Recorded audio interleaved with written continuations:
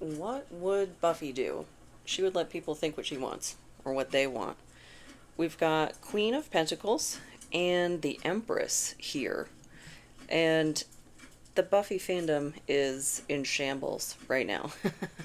There's been a lot of bad news surrounding all things Buffy lately. Um, the actor who played Giles just recently passed away.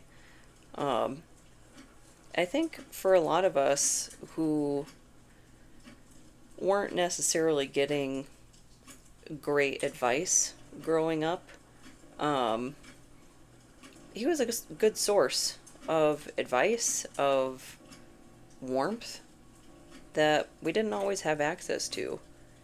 And I saw an interesting interview, a little clip with, what's her name? Sarah Michelle Gellar, about being the final girl. It's this concept in horror about like being the girl who lasts, you know. It's very contradictory to like the hero and stuff like that. But I thought these were some fitting cards for just thinking about really like what would Buffy do if you're in a difficult situation and a back is up against the wall. How do you proceed if you don't have anybody but yourself to count on? And very fitting cards for that. Queen of Pentacles and the Empress. So running your kingdom, queendom, as you see fit. It's kind of giving me, especially with the Pentacles too, if they want to call you selfish, let them. Because that's very telling. If you say maybe your whole life you've been fighting an uphill battle, you know, little salmon swimming upstream, and then you finally catch a break and you put on your oxygen mask first. You take care of yourself first. And then people get mad about it. Let them. I think that's an appropriate usage of that phrase, to just let people have their feelings about it. I wouldn't say it's at least at first glance, not a fair assessment. But in the wake of a big win or a big life change like that, where do you want to put your focus? Really? Because it's not condoning the labels and the judgy and the whatnots. What do you want in your life? Protecting that peace, protecting that prize, whatever that may be. So let's get a little more information. What is this independence? Because Queen of Pentacles and the Empress, that's very independent energy. And maybe there is some sort of loss that's leading to independence. It doesn't necessarily have to be of a person. It could be moving across country. It could be changing career paths, things like that. And, I mean, she was the Slayer. Only one allowed in a generation, except we saw more. I don't remember why that was. But a lonely gig. So what about the Queen of Pentacles and the Empress? But I've been seeing all this great content about Giles and I'm blanking on his name, like his real name. Anthony Head? I think that's right. And that Rocky Horror Picture Show tribute that he did. I really liked Repo, the Genetic Opera. It's good. So what about... Look quiet off the start. Something hidden? A private win, maybe? Yes. think that was going to come out reversed originally. But isolation, rejected, left alone, self-inflicted. Kind of pulling away, maybe. Maybe to focus on pulling a win over the finish line. And just considering Buffy's situation, all the excuses she had to make. You know, all the people that she couldn't tell she was a Slayer, and all the weird stuff that she had to make an excuse for, like on the spot, whatever. That's that interesting moral nuance around lying, because she was doing it to protect people from vampires and the like. But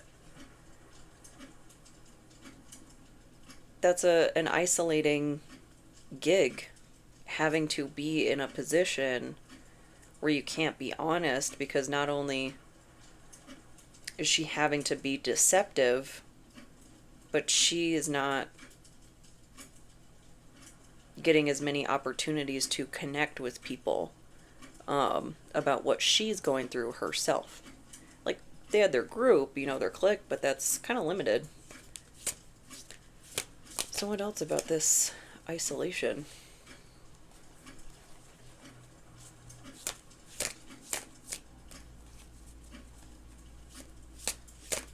Isolation about what?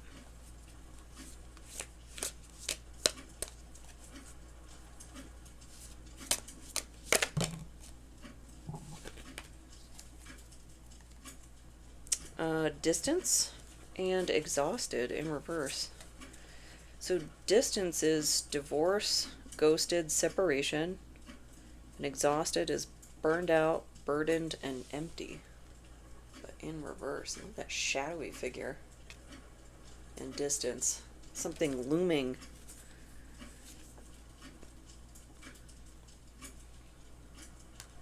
And he kind of went right side up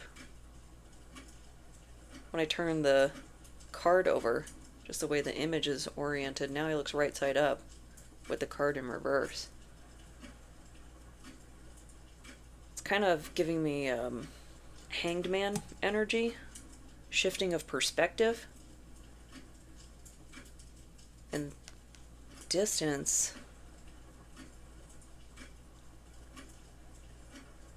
the situation's not over yet. Something's still ongoing and exhausting.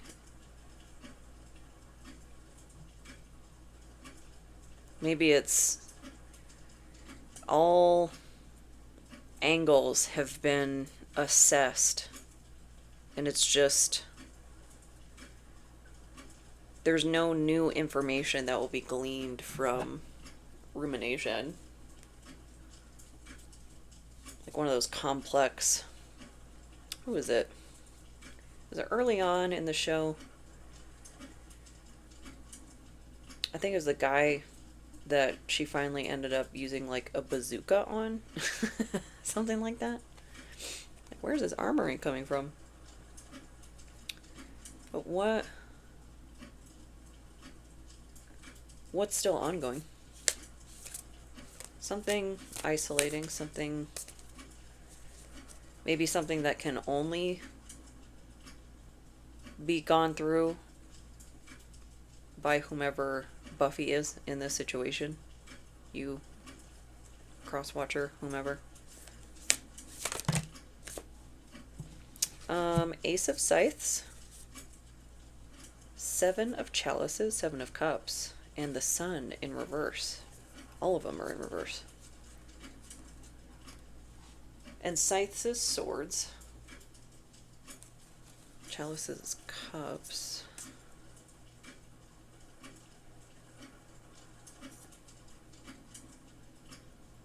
A big lie revealed. A big lie.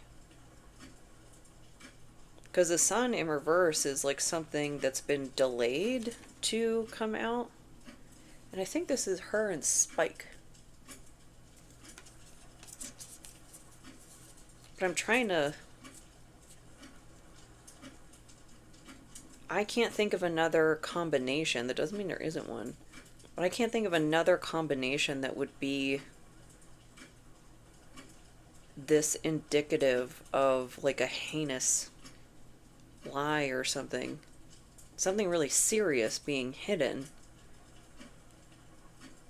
Like maybe something with the devil, too. Hierophant. But it's illusions revealed.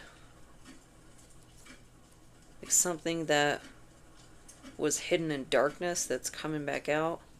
Or coming up. Being something that was trying to be suppressed.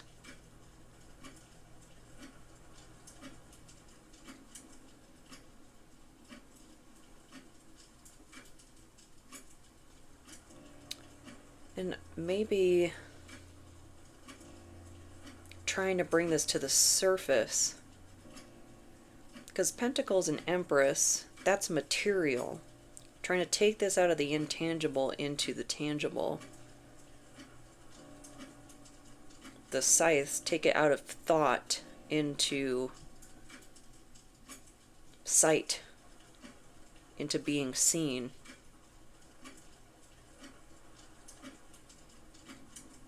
But maybe we've hit a wall?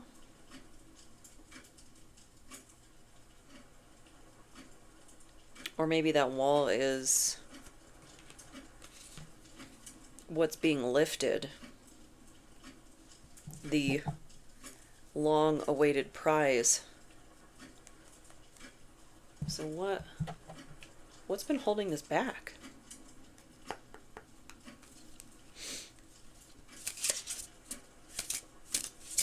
What's been holding whatever this is? Could be something new, because she's holding a baby there. But what's been holding this back from coming out? Oh. The 0 of Fs. Somebody remorseless? Somebody who doesn't care how their actions affect others? Because Spike was pretty brazen. Like, he had his few moments of humanity, but he was a pretty old vampire.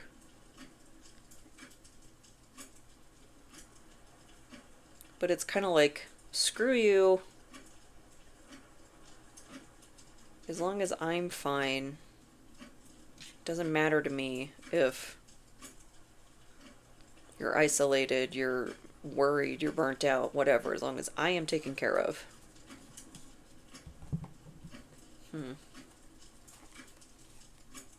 So what's that about?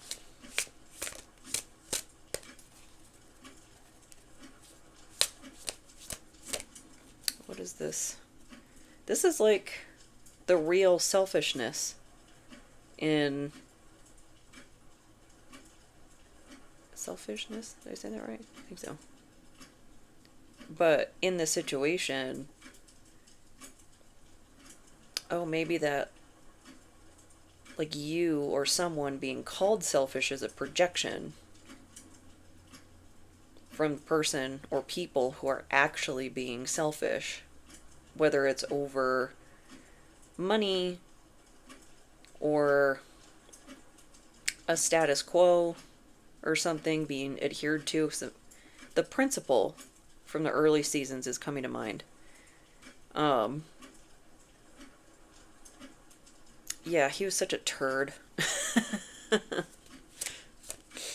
Real stickler and not... I'm not taking any of those. Nothing flipped over.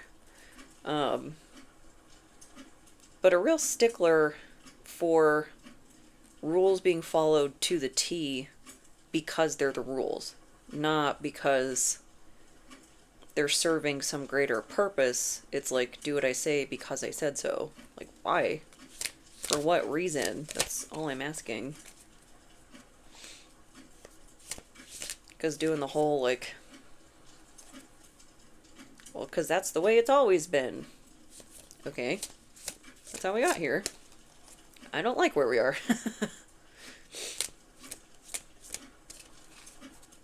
And she was a rule breaker. And it was for the greater good. But the problem was she couldn't tell anybody about that. She couldn't tell anybody that it was to fight vampires. I don't really remember why that was. Maybe it's just that, like, not everybody's ready to handle the supernatural. You know, not everybody's psyche is prepared for that. I'd say most people is not. It would even take... Okay, that keeps happening. I'm taking the bottom one then. Laughter. Happiness, joy, and healing.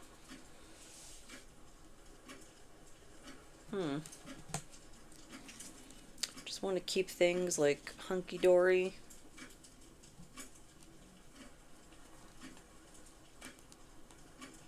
Want to keep that perception. Like, vampires aren't real.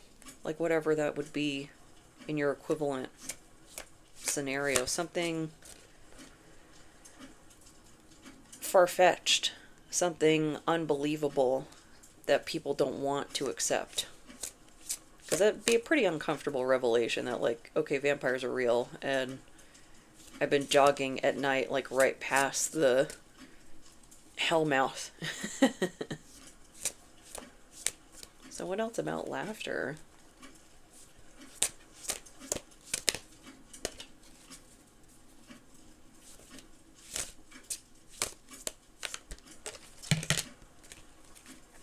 Smell the roses. Slow down, take some you time, get out in nature. Maybe not jogging near the hellmouth. But tension, stressed out, migraines, and worry. This all seems pretty positive. I'm skeptical though. That's just the feeling that I have.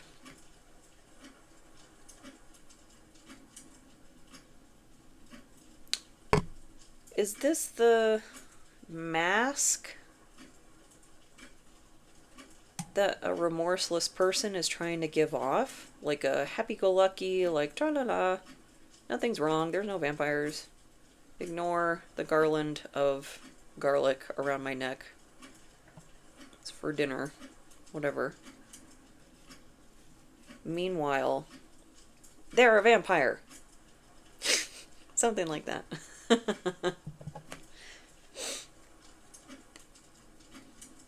It just feels deceptive. Mostly because of this, the not wanting something to be revealed. So what do they not want to be revealed? That they're a vampire?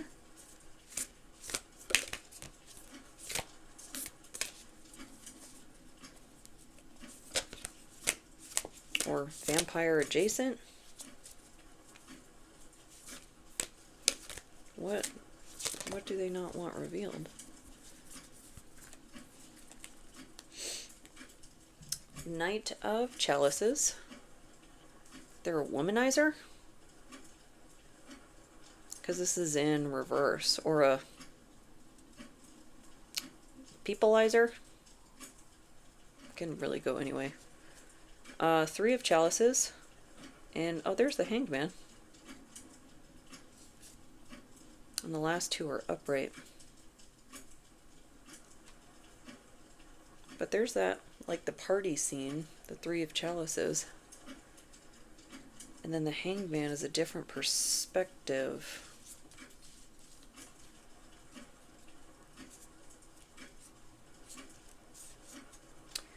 This is like influencing perspective, perception with spoils, riches, good times, temptation.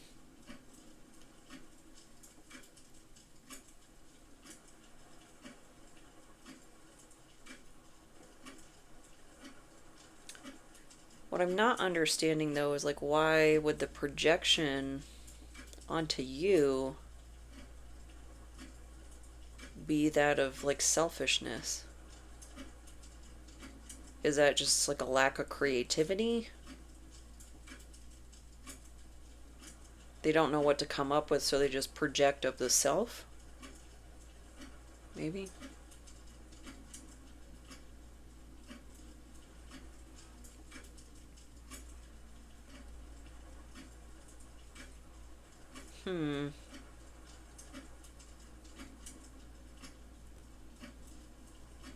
It feels layered.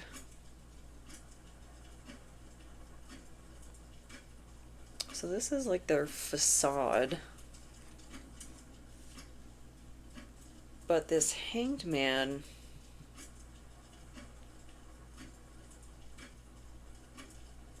maybe that's the remorseless person.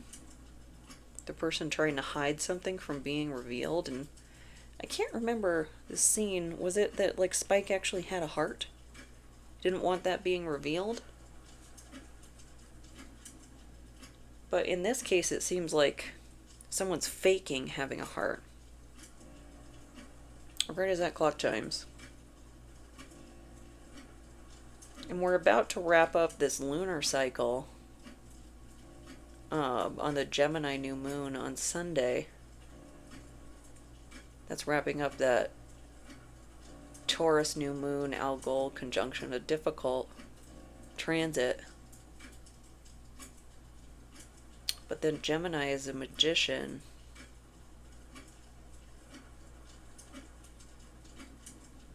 Something new.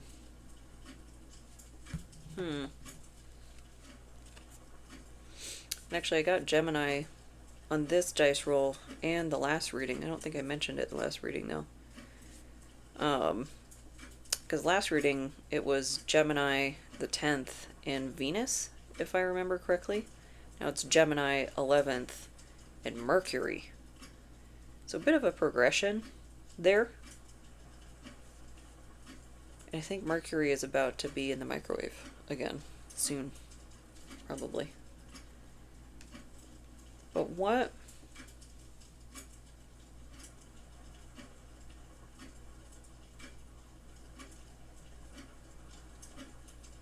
this lie that is getting revealed? Because I feel like this is kind of obstruction to what you keep having to dig a little bit further to actually get the information.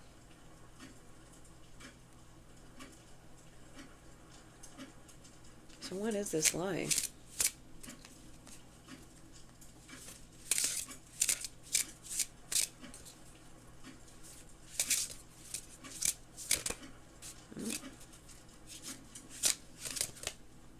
Because this was what was preventing it from being revealed. So a mask? Kind of hard for me to remember questions in flow state. Like what I was just doing mere moments ago. So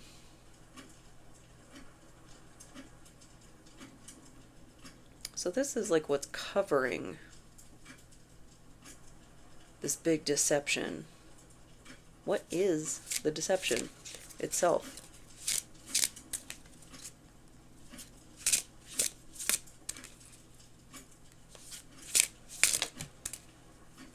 The coffee? I like coffee. Kind of a social activity. Can be. Can also be a solo one. I wonder what the book says about this. The coffee.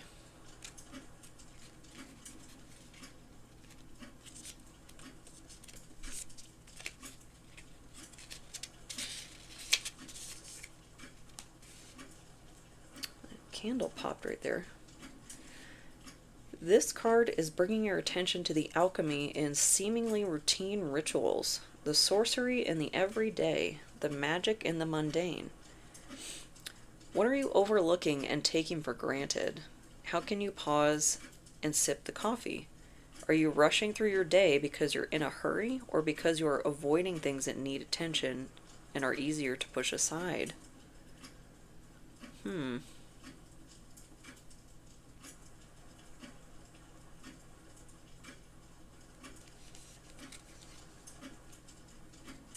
So the actual lie is in the everyday?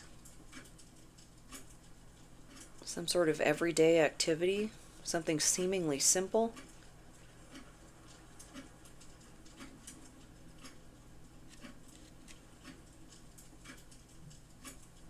I did just mention the Magician's Moon. Or the Gemini Moon. Magician card. Um...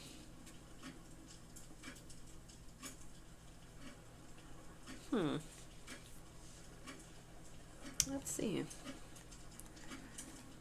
So what in the everyday is the lie?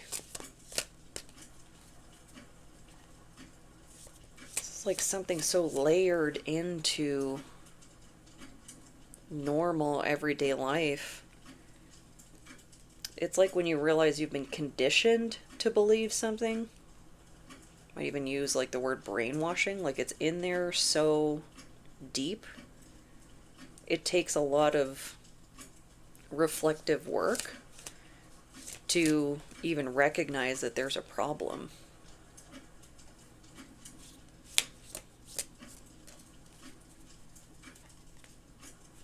Like I remember throughout like my own trauma work and whatnot, when I started really noticing this pattern, like, why am I so curious about cults?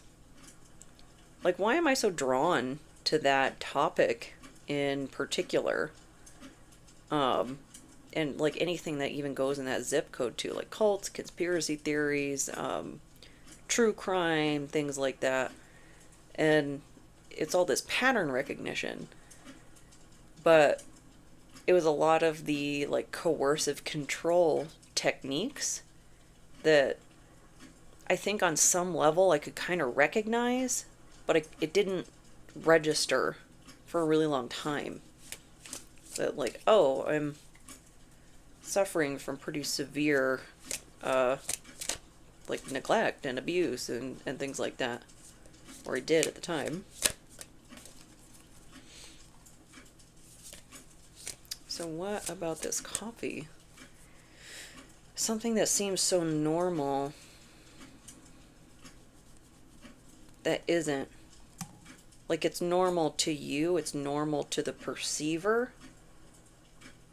But to anybody outside of this situation, they'd be like, yeah, no. That's not actually. Trapped, yep. Stuck, no options, unforgiveness. And this example just came to mind, and of course, use your discernment. Gang stalking and how common that is, like online and things like that, and how absolutely not seriously it's taken. It was Dr. Jessica Taylor. I think she just put out a book about that. Click, Stalk, Destroy. It's either just come out or about to come out. Something like that. She talks a lot specifically about people not being believed about this type of thing. That it sounds so outlandish when it's unfortunately common. And part of the reason it's common, in my opinion, deviating now from her to my opinion, that it's because it's not being addressed appropriately by the people that we're supposed to be able to depend on. So they're enabling it, they're facilitating it, because we obviously can't go to them. They don't do anything.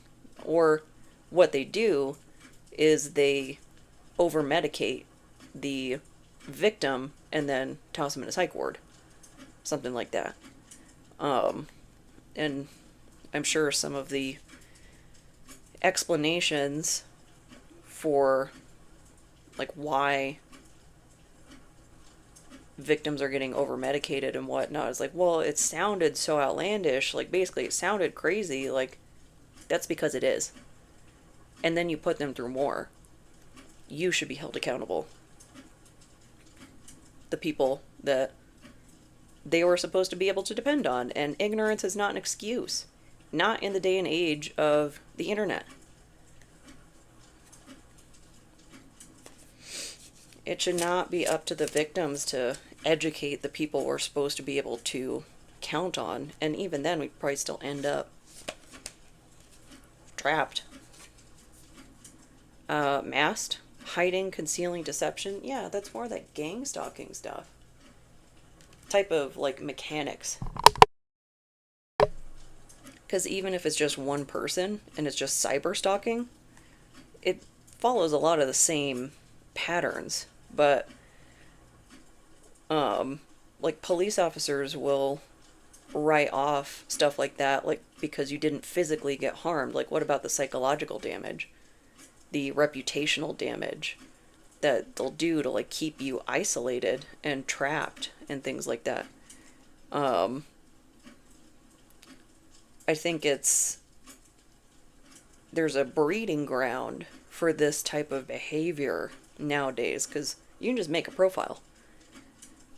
Anonymous profiles, maybe you've got an online business or something like that, and as that clock chimes, making fake accounts or whatnot to report your business or something. That's your livelihood. How do you defend against these things in the interim? Like, even if justice is had at some point, maybe, what do you do in the meantime? Like, they're corralling you, they're penning you in, and nobody believes you. You eventually get more and more isolated because you're just trying to get people, like, just listen to the words coming out of my mouth. Like, I am the one in the situation, not you. Listen to me. And they just don't.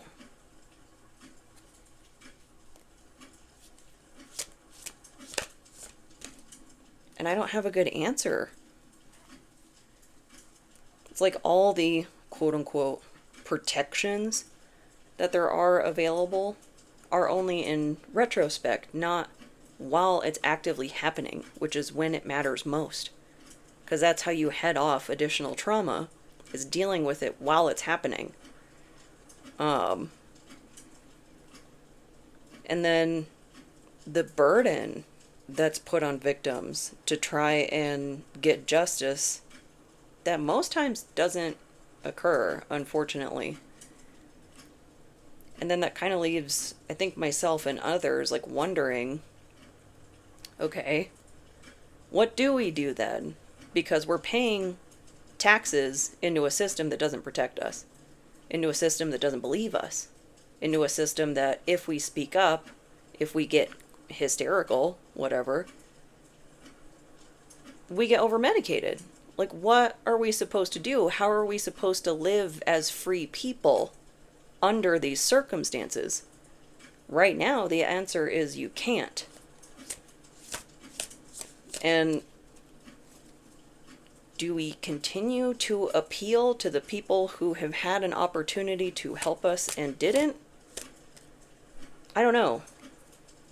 It's kind of like that. If you're arguing with a fool and you refuse to disengage, there are two fools. Like, something like that. But then where does that leave us? I don't know.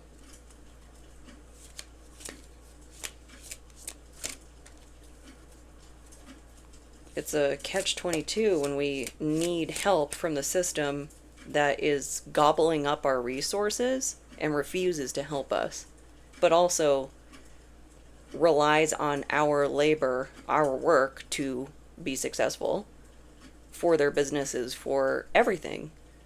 You need us.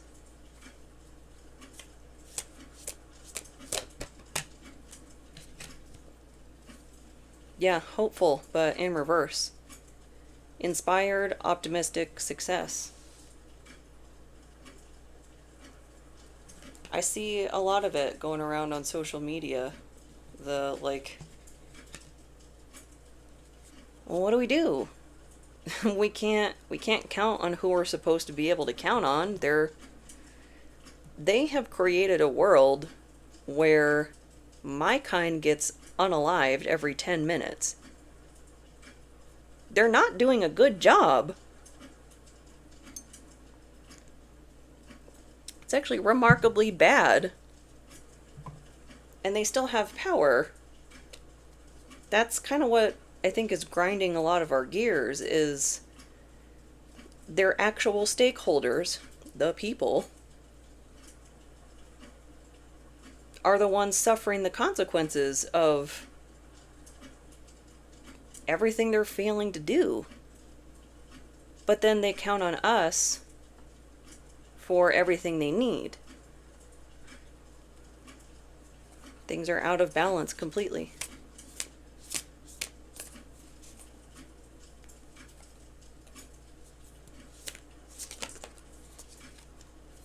So maybe that is part of what's being hidden in the everyday. This looks like the 9, yeah, 9 of chalices in reverse. Wish not granted. We're not getting what we were promised. Was the right to pursue happiness. You have to be alive for that. You have to have agency and such. And agency in the way of resources too. Pentacles. I was trying to think of this the other day. Like, one of the things that really bothers me is when people say money can't buy happiness. Yes, it can. It can buy shelter. It can buy food and water and education and travel and all of the things that a capitalist economy gatekeeps from us without capital. You have to have money for those things. And there's, of course, good stand-ins and whatnot, but we deserve the thing, not just the stand-in, because the work is coming from us. And it reminded me of that Family Guy quote. We mustn't give the serfs literature lest they yearn for freedom. That's like the equivalent. The convince everybody that money is this evil greed thing when it's just a tool. It's how you use it that would make it good or evil or whatever.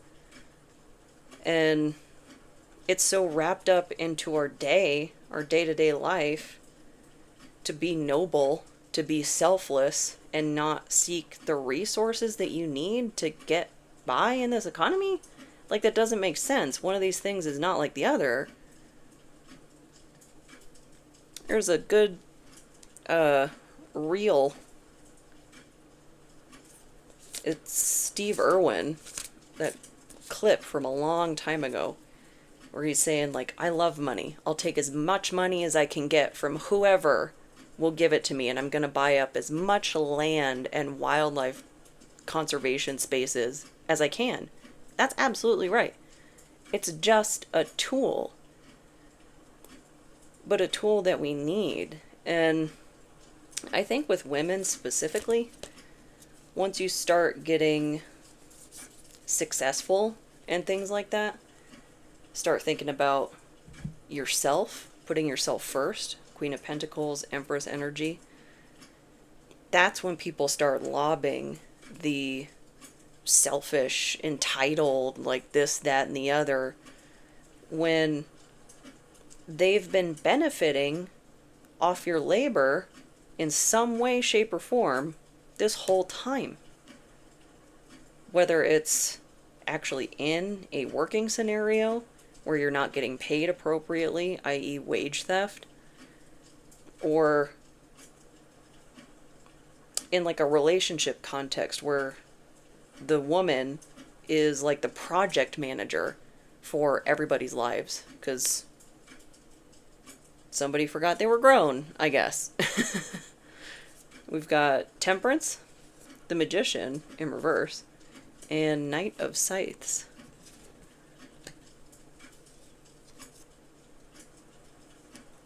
It's like people are expecting temperance.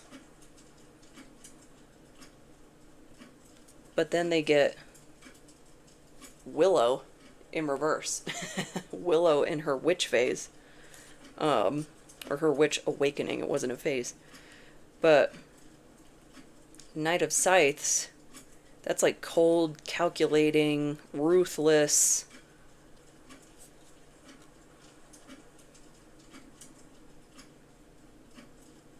And kind of feels like the right mix for this, actually. Like, it's weird. What would typically feel like the positive traits, like this over here, the smell of the roses, the laughter, and whatnot. This feels like the negative thing, and this feels like the healthy thing. The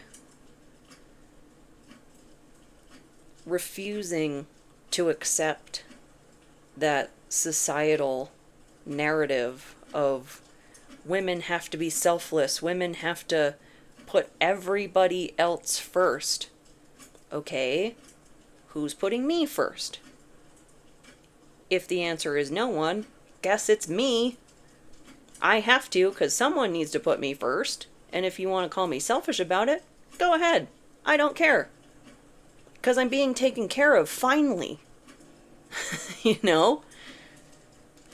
And people don't like being called out about stuff like that, because then it'll be the, oh, well, don't be like that. Like, I can already hear it, you know? And why not? Why not be like that? Why not call people out on this perception, this, I don't know, brainwashing? It's like societal conditioning that once we start to break away from the pack, actually towards the healthy thing, it's like crabs in a bucket. Start to pull you back down. It's like, you know what? I made it out. I figured my way out of the bucket. You figure it out. You kept pulling me down, and now you want me to help you? We could have helped each other. But you actively made it harder for me. And now you want a hand? No. How about no? And that might be some of that ruthless energy of being unyielding. And, I mean, Buffy was that way, unyielding. Like, she knew where she stood. She was very steadfast in her values. And even when she had to be deceptive and it hurt her, she still did that. Like, she still maintained the Slayer role to protect everybody from vampires. So it's like, let people make their assumptions. Let people live in their illusions and their deceptions, in the things they don't want to face. That's their problem. Especially if they've had plenty of time to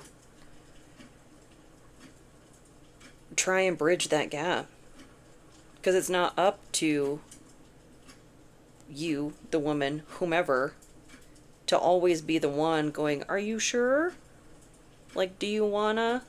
No, they're grown. They can speak up for themselves. If they want to get out of the bucket, make it known. And do something about it. Not just riding somebody else's coattails once they figure out how to get out. A lot of people try to do that, though. So I think that's the lie that we're getting at. It's like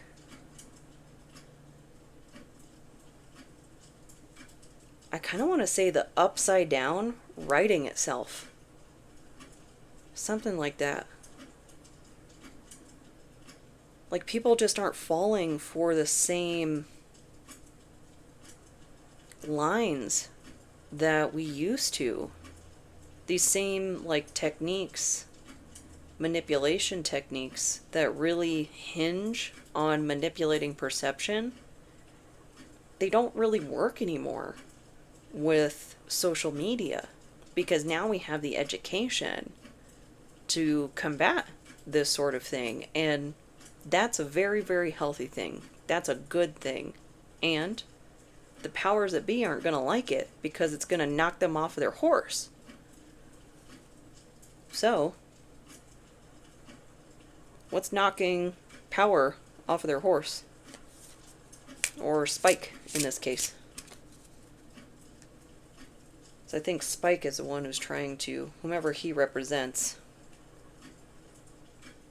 is trying to maintain a status quo of some sort. That, like, everyday sorcery. So what? It's breaking this all apart, this illusion. And that seems very Buffy. Something that she would do. Like, see some sort of conspiracy in the background. Some big, bad evil. And expose it. Nope, nope, maybe not. At least not that card. Here we go. The dead end job.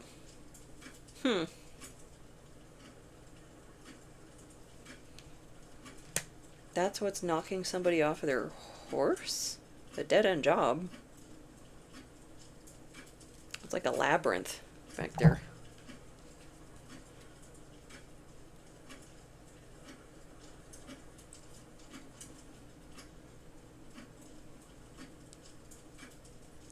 It's like seeing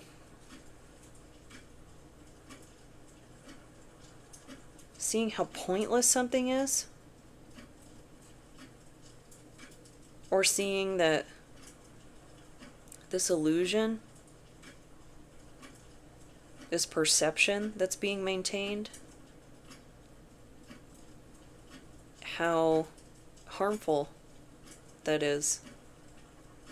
Because dead-end jobs, that doesn't... Office space is what's coming to mind. That isn't something that makes people happy. It doesn't let people progress. It's the hamster wheel. It's just like be a good little battery for the Matrix. And there's so many things that could be improved about our current system. We're running on like World War II methodologies. The 40-hour work week, that's from, I think, Henry Ford's time, maybe. But there's a lot of stuff that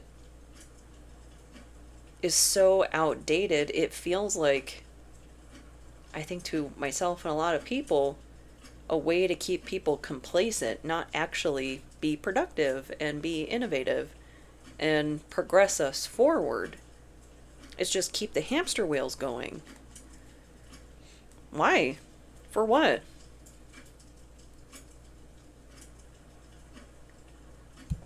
Maintain the status quo? I think there are a lot of answers to that question, actually. So what about this dead-end job that's knocking somebody off their high horse?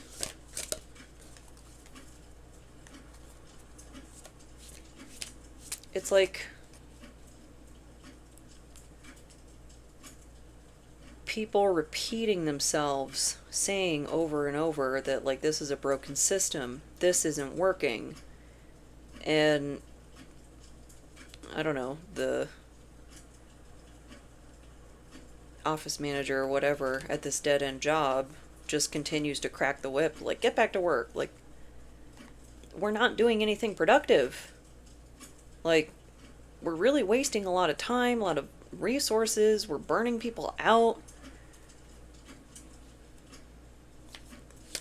but they want to be in power. And that's the only thing that matters to them, is maintaining power, maintaining this, like, good time. Think of the stakeholders. That's your people, your team.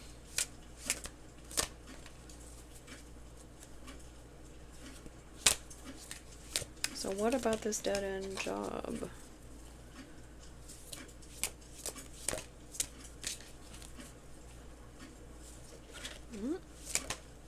Maybe. There we go. Nope. Well, okay. Lust? What a picture. Goodness gracious. Greed by any means necessary and inconsiderate. Lust for money? You have that lust for power?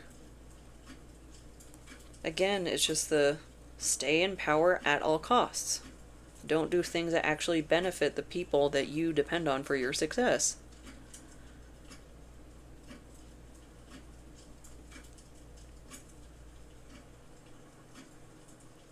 That might be at the root of it, but I think there will be more that causes people to have an issue with what's going on. Soulmate in reverse? This again. Twin flame, friendship, and romantic partner, but it's in reverse. Is this some office scandal? Like a...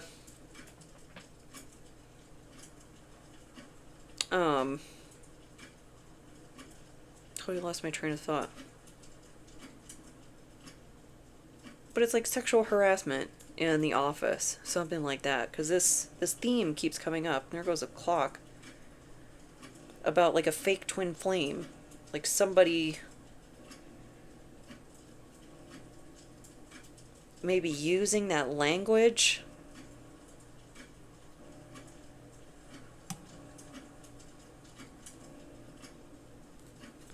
What else about this? Because that can definitely bring down a business, depending on what the issue is. Boundaries in reverse, yeah.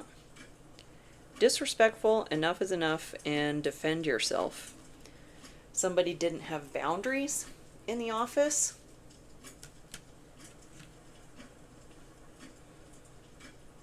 The lie.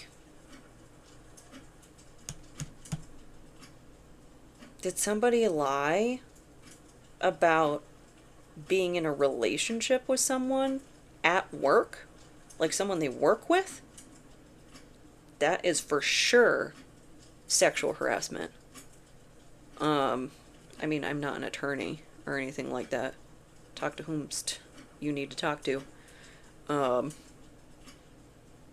But immediately what came to mind is like sexual harassment, defamation, slander. And I think this came up in another reading too. It's like if somebody is lying about that they were in like some sort of romantic entanglement or whatnot, that can affect like promotion potential because it's affecting their reputation, you know, making them look unreliable. Like they're not the Empress, they're not the Queen of Pentacles when they really are. But the problem in some of these labyrinthian organizations, whatnot, how do you find out? How do you figure that out, that that person is doing that? Because what if they are perceived to be a trusted individual because they're maybe acting without boundaries with people in the office, like constantly going to happy hours, blending those lines and things like that. So then they start this rumor Why do they have a reason to question it? And, geez, those cars are loud outside. This happens to successful women a lot. Like, people just cannot handle when women start gaining success, and so they do anything to tear them down. Maybe it's even some sort of, like, competitive. They feel threatened. But in a large organization, there's a lot of opportunities for things like triangulation. Managers are given absolute power over their serfs, truly, because they're put in he said, she said type situations where the tiebreaker is perception, not fact. And the person with the perception would win. Maybe the person with power. Because generally speaking, it would just be assumed that a person in management is more trusted than staff, which I don't know why, but that is the way the perception goes. But it's an assumption. Like, how many out of the numerous managers and numerous organizations and whatnot, did they go to school for that? Do they have any particular qualifications for that? Whereas staff, they very well may have. They might have gone to school for that, like, technical skill set, whatnot. But then people just kind of naturally get pushed into management within an organization, not necessarily having, I don't know, like an MBA or whatever. I don't even know if MBAs would, is that like the management degree? I don't know.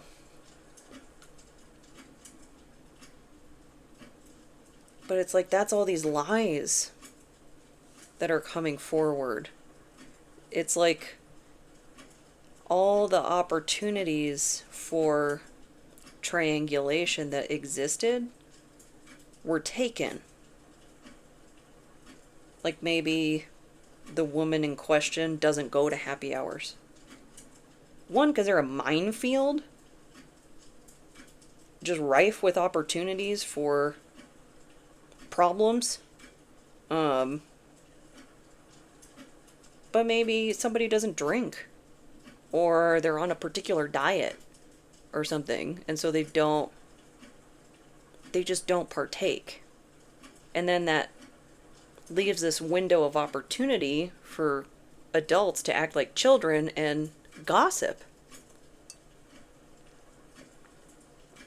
And I'm just one of those people, it's like, miss me with all of that drama.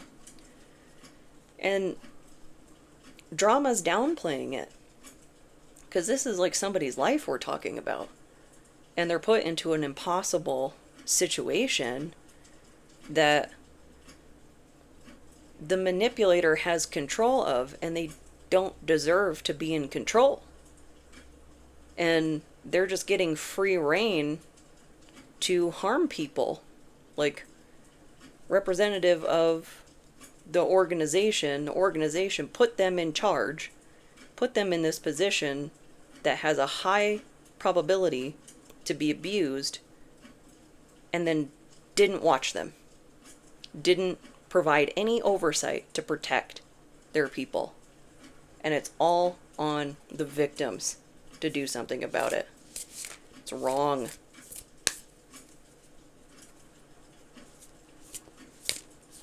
Man, the bottom of the pyramid gets heavy after a long time. People are getting fed up. Like, I can feel it, not only in myself, but just in the air. People have had it. 2 of stakes in reverse. Feeling stuck. It's more of that trapped. Because what do you do in a situation like this? Because most of the time, the only option that people give you is, why don't you just go somewhere else?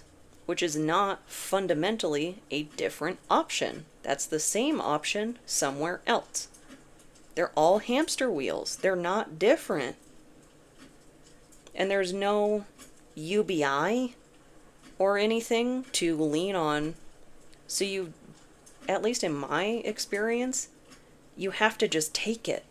You have to take the psychological abuse, the mental and the emotional abuse, the financial abuse, all those things, because no one helps. No one believes you. No one cares. What do? Try to make the best of it, yeah. But that's when you start getting those, like, money doesn't buy happiness. Money is freedom. Money would mean I could leave. I wouldn't have to put up with things like this. And the more we just, like, regurgitate these little Instagram friendly little quotes, the less progress we actually make. Because those aren't helpful. At least for the most part. I think a lot of people, I just see it a lot on social media. I've said that like 3 times now. Social media. Something important about social media. But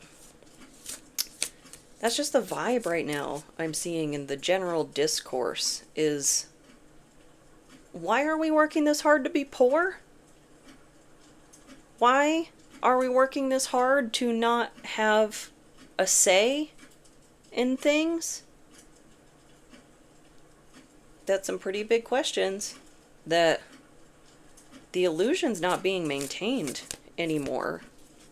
We're seeing more and more town halls where what the people want is just being blown off. And I don't mean exclusively here in the States. I'm seeing that like as an international theme too. Remarkable protests in Albania right now. And I think is it a prime minister? Sorry. I don't know if it's a prime minister for them or not. But is like overriding them and trying to move forward with this like multi-billion-dollar project for that private island.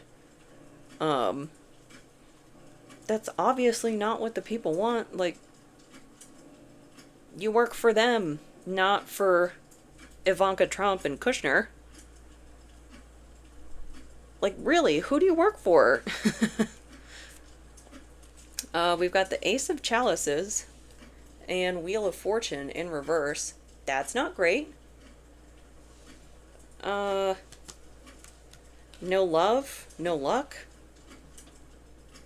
People are fed up. Like, fed up. Had it. No more. Because it's like, why are we in this maze? Why are we doing this? For what reason? And I think a lot of us, the answer to that is, well, healthcare. There's no alternative. Like, we live in a monopoly. There might technically be other options, yeah, but in terms of viable options, there's like one pipeline that everybody can go down. We've got King of Pentacles and Four of Chalices in reverse. And that's that principle from the early seasons. Turd. But interesting, started with the Queen of Pentacles upright, ending with King of Pentacles in reverse. I'm kind of getting a change of power from this. So for whatever respective system that may be for you. And Four of Cups in reverse, that's really intentional action. The antithesis of apathy.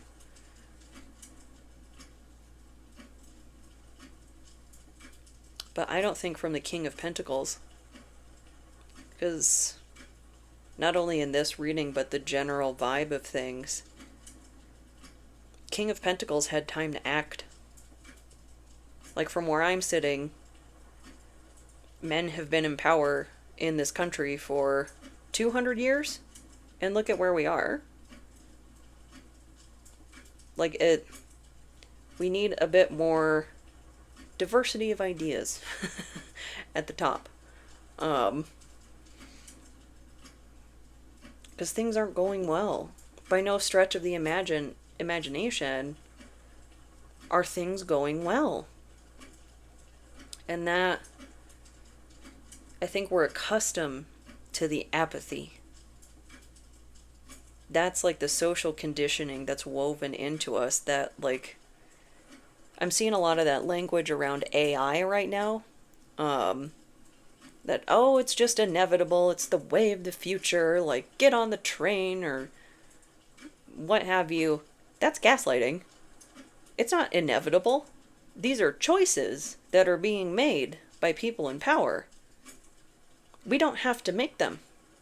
Those choices do not have to be made. But the only things that end up being inevitable are ones that line power's pockets. It's not like a better infrastructure system for trains, like public transport, so forth, or electric cars,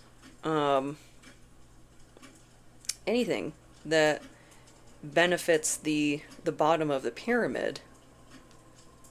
Those things don't tend to be inevitable.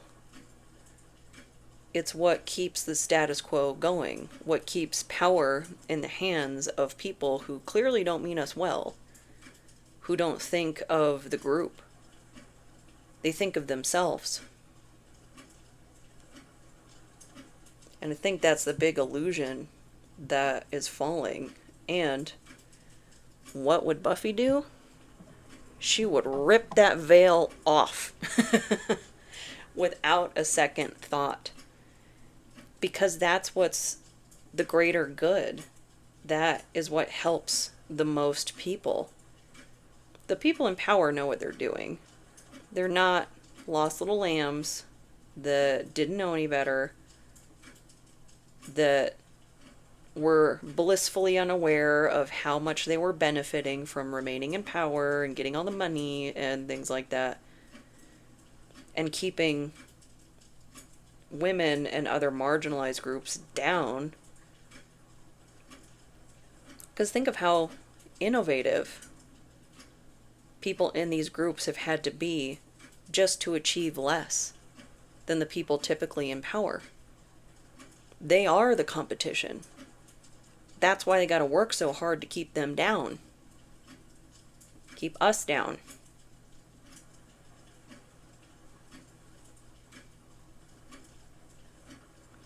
And I think there wouldn't be a moment's hesitation on exposing this if we actually did get the Buffy reboot. Maybe we will. Maybe we will someday.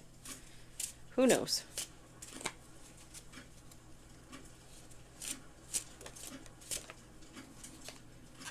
What do we got here? A song and an activity? Looks like it. Got a whiff of the Palo Santo.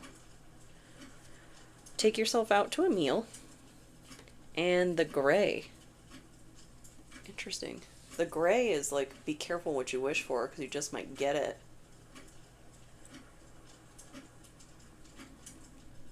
And that can, I think, be a big theme